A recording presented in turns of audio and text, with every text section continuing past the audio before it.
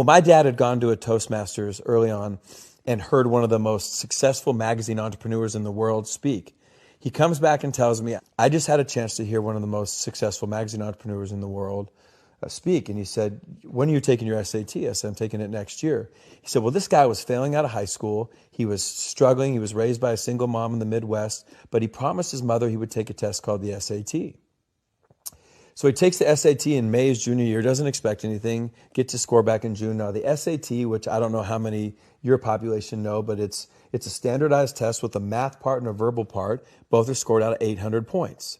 Well, this guy takes it. He's bombing. He's failing out of school. He doesn't expect anything as he's telling the story at Toastmasters.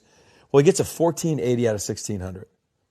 So he's stunned, right? That would be for the smart people that listen to your podcast. Insane, yeah. Right, cognitive dissonance. Right? I got a 900 on my SATs just to give people a frame. Right, and I got a 990. Excuse me. And I got a 1010. Right, I was just 4 digits. It was a miracle, right? But it's a hard test, and it's a variety of different things. So he gets the score, and his mother, doing what any mother would do, knowing her kid, says, "Did you cheat?"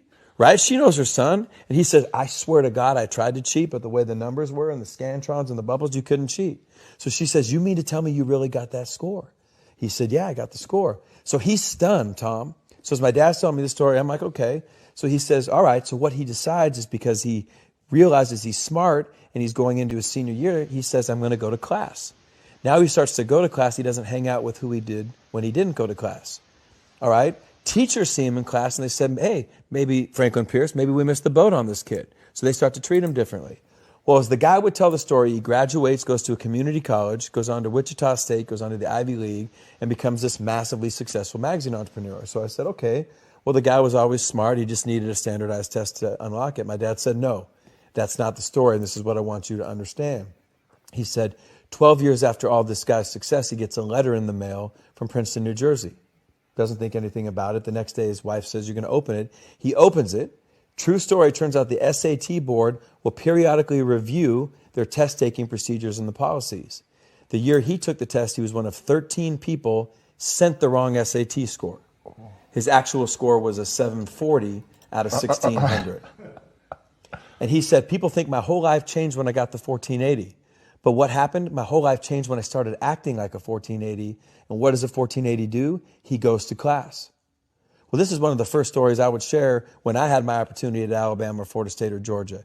So A, your language is powerful, but number two, your behavior is way ahead of your success.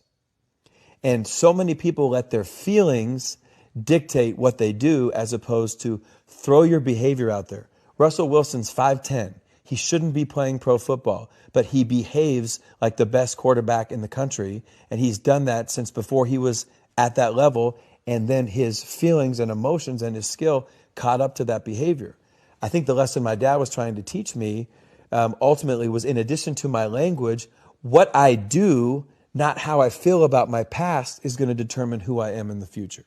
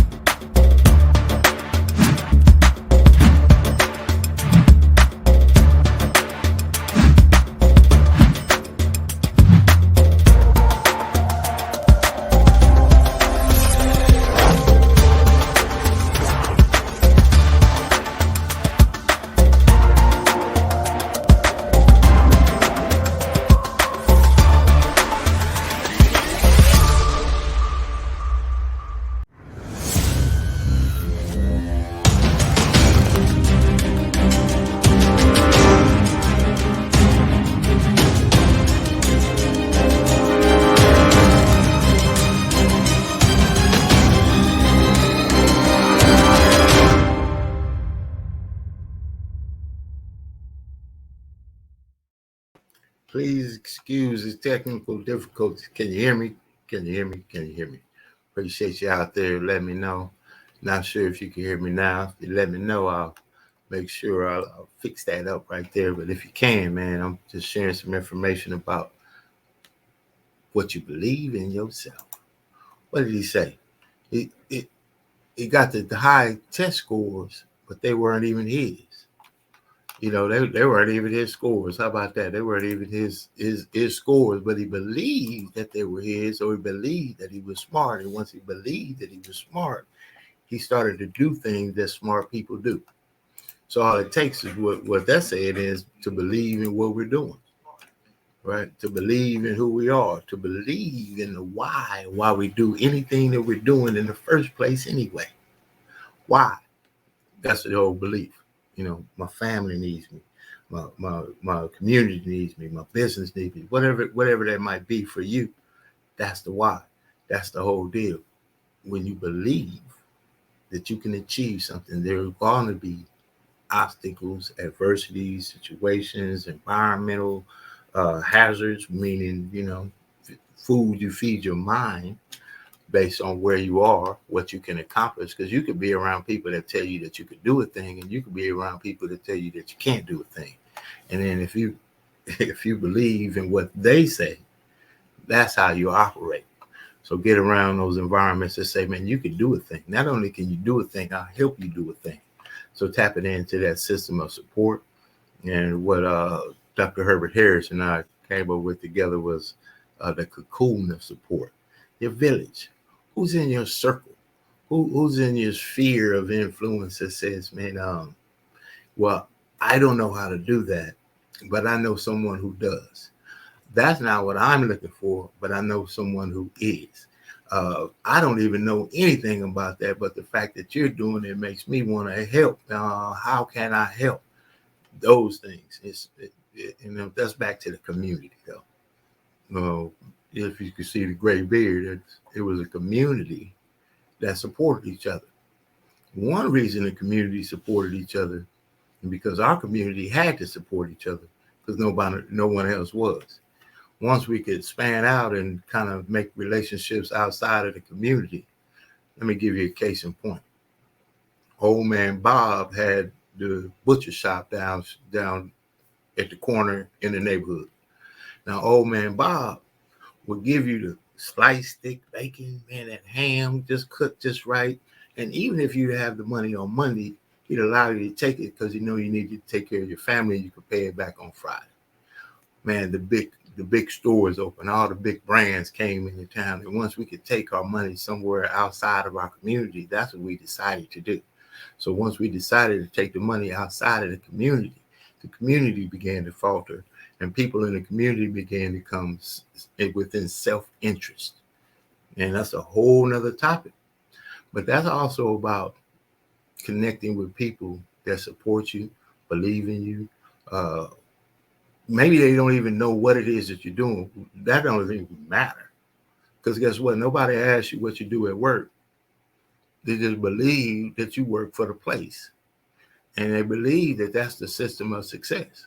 So you're doing what they believe. But when you say, man, I'm going to start my own business. I'm going to start a nonprofit that does this to help other people. I'm going to make an impact with my life. I'm going to change some of the things that I'm doing and some of the people I'm around so I could be in another situation in my life somewhere down the road. So you decide to make a transition for what's from what's conservative, the custom, the system, what others believe, because your belief is your belief. So you believe that you can earn an annual income on a monthly basis. No one in your belief circle has ever done that. So they foster their belief on you that that's crazy. But you see people living and doing the same thing that you said you want to do, so you know it's possible. So see, you don't need faith for what's already evident. I'm not even going to do that. You don't need faith for what's already evident. You need work to produce the faith that you have. That's why I always say apply the level of the work that you do to match the level of the faith that you have. Apply the level of the work that you do to match the level of the faith that you have. There you go. So it's what you believe. It's what you believe in you. It's what you believe you can accomplish. Not what you know you can accomplish. Because see, you may know that you can't pass the class. You may know. I knew I was not going to do too well in algebra. I knew that. Now, had I believed that I could do more study and get the kind of grades that, I wanted, then maybe I would apply that. But I didn't believe.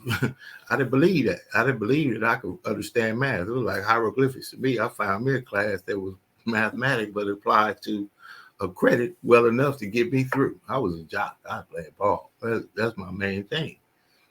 But as an adult now, I look at, man, what if I had a belief that I liked photography when I was young? What if I had a belief that I could have been one of the best photographers in the entire world at that time?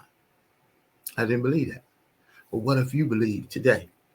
I love this quote. It changed along the course of my life, and maybe it'll help you kind of get another way to look at it. We always have said, and as soon as I say it, you probably say it to yourself, if only I knew then what I know now.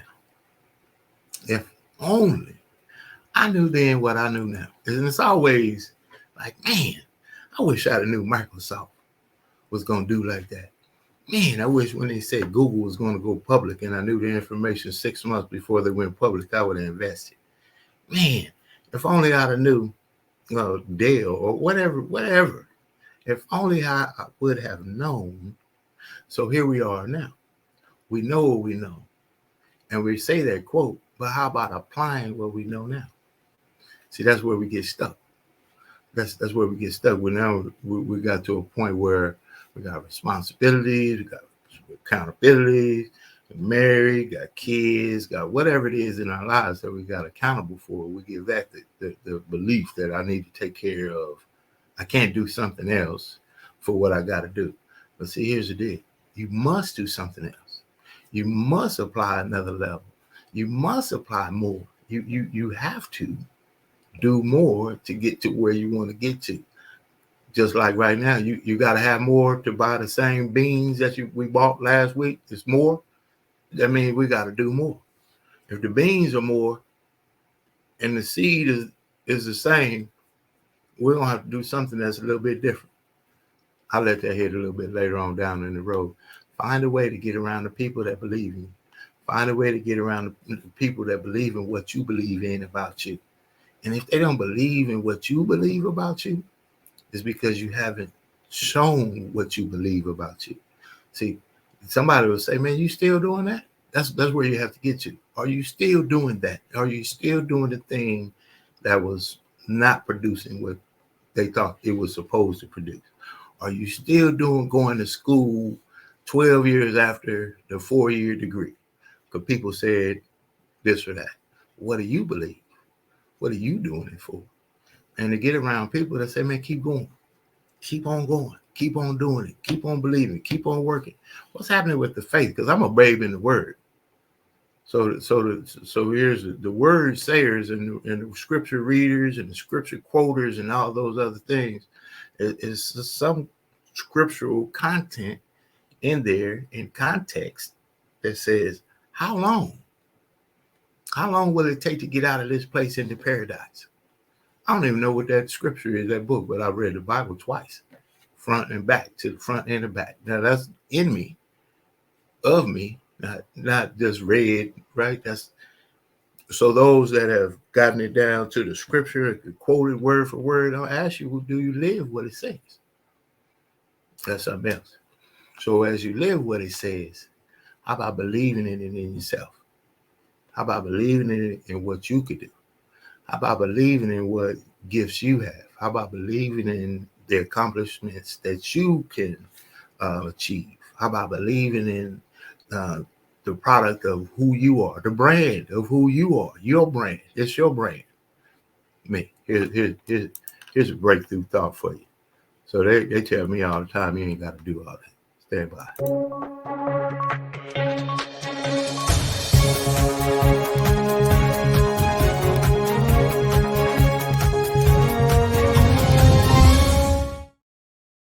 See, when people tell you that, they ask you why you're doing it, why would you do that? Why? That doesn't make sense. Nobody. I had a friend that did that and they didn't do anything.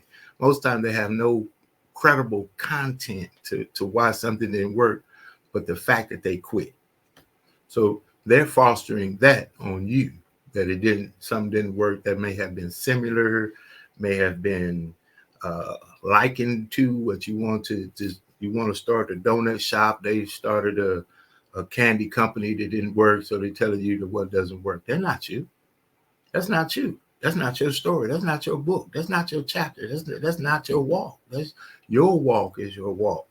So your walk is your walk. So people will tell me, you don't have to do all that. No, I tell you don't have to do all that. So I'm doing what my gift is. I'm doing what my passion is. You find your passion. You got to find your own passion. You got to find what's important to you. And more than that, you got to believe in what's important to you. You got to believe in who's important to you. You got to believe in why it's important to you. That's on each and every independent individual one of us. And on any day, in any given time, someone's going to come around and ask you, man, why are you doing that? And that's a good place to be. See, because he's doing something different. We don't watch people that's doing the same thing. We aspire to people that are doing something different. So when you're doing something different and you're facing the adversity of being different, sometimes you might feel like you're being bullied. You went to school for become a veterinarian, but now you over here you're a policeman. Well, that's your journey and that's your walk. What's the problem with those outside of the circle? They may apply to you what you should be doing. And then you got to ask yourself, why would they want you to do something different? And if you did something different, would they do it with you? Man. All right, there we go. Sounds good. Thank you, Barbara Jones. Great morning to the grind. That's an amazing champion leader out there, man. She has subscribed to say, I could live a life and I could build a life and I could have a life that I desire because I'm willing to do the work to design it. There it is, man. We got that fixed. Thanks for checking in. Let me know that the sound was down a little bit earlier, man. Stuff is going to happen all the time.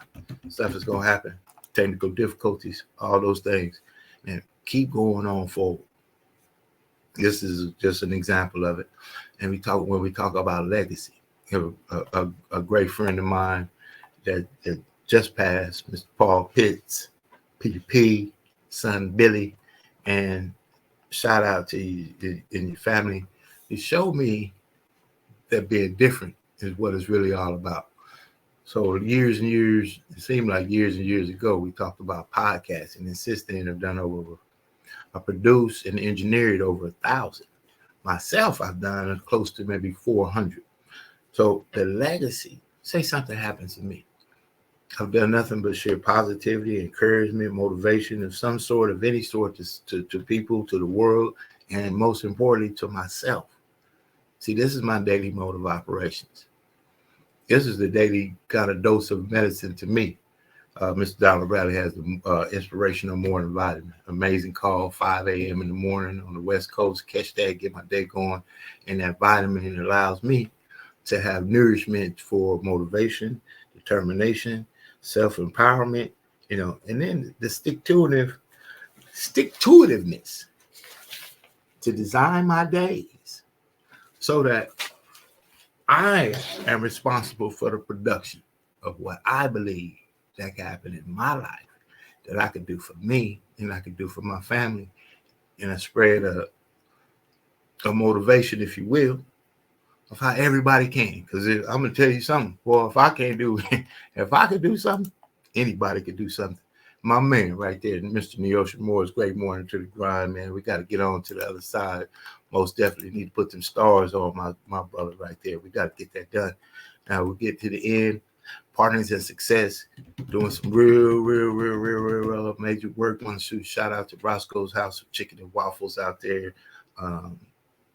Primary targets out there in Inglewood, Long Beach, and Anaheim. Doing some amazing connections with the Anaheim Chamber of Commerce out there. Long Beach Convention and Travelers Bureau, and as well as the Inglewood Airport area Chamber of Commerce. Thank you. And as we give a shout out to our partners of success, we got to give a shout out also to the Southern California Black Chamber of Commerce. If you're looking to be involved in the community, if you're looking to expand your business, make relationships, they're having an amazing Martin Luther King extravaganza going to take place. You got to check that out as we get out of here. Partners of Success. We'll be back on the other side. Stand by. Hey, did you hear? Hear what? It's back! What's back? The San Bernardino MLK Day Parade and Extravaganza. Hi, join us Monday, January the 16th in the beautiful city of San Bernardino for the MLK Day Parade and Extravaganza. Activities include classic car show, youth activities, float entries, live entertainment, food and vendor merch, and an art walk. We're looking for sponsors, float entries, also parade entries. Meet us there January the 16th in the city of San Bernardino. See you there. The Southern California Black Chamber of Commerce and Youth Build Inland Empire and the San Bernardino Parade Committee welcomes you to the MLK Extravaganza. We will see you there.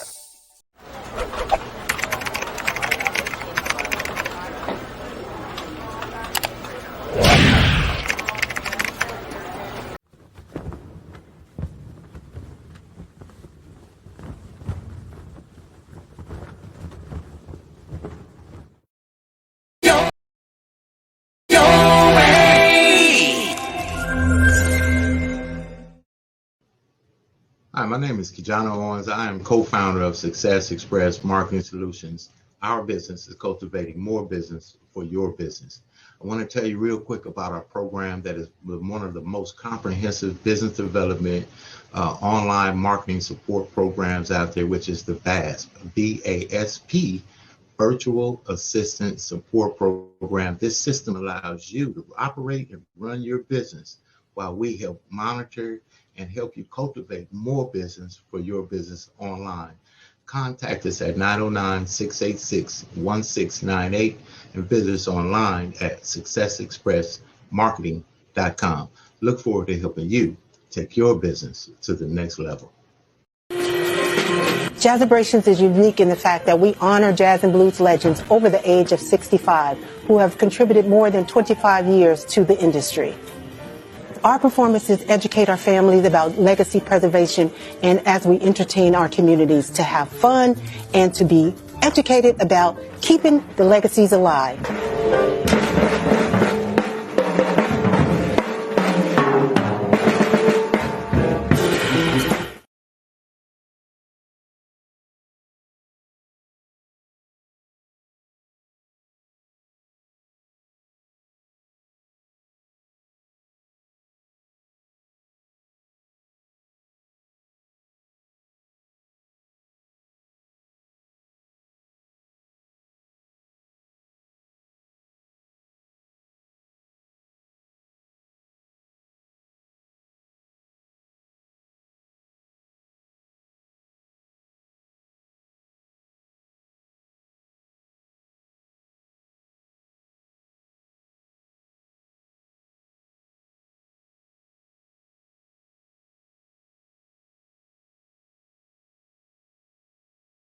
Hey, KeJohnna Owens here. I want to invite you to a quick 30-minute webinar on Zoom in the other room on how you can put yourself in the owner's seat in the number one industry in the world, the industry of travel and e-commerce, earning an income from home, doing what we all want to do anyway. Again, my name is KeJohnna Owens. I look forward to working. Absolutely, man. It's going to be an amazing day. Looking forward to seeing you. Looking forward to connecting those dots to success. Contact me at 909-686-1698. If you text more info, get you some info of how you can attend an online presentation of how you can own your own travel agency and how you can make a difference in your life, earn additional income, and change the trajectory of how we've been living, right? So you can scan the QR code there on the screen as well. What that would do is show you a 3-minute quick video there. Text me more information and we'll see if it's a good fit for you. And it's going to be an amazing day. I'm excited about today, man. Today is the day that you get to put your mindset on what you want to do and put yourself in position, right, to believe in what you can achieve. Believe. Don't just do it. Don't just know it, man. Believe it. So when it gets hard, you're doing what you believe on, not what you know. Don't depend on knowledge and depend on faith. There you go. And apply the level of the work that you do to match the level of the faith that you have. And we'll see you on the other side.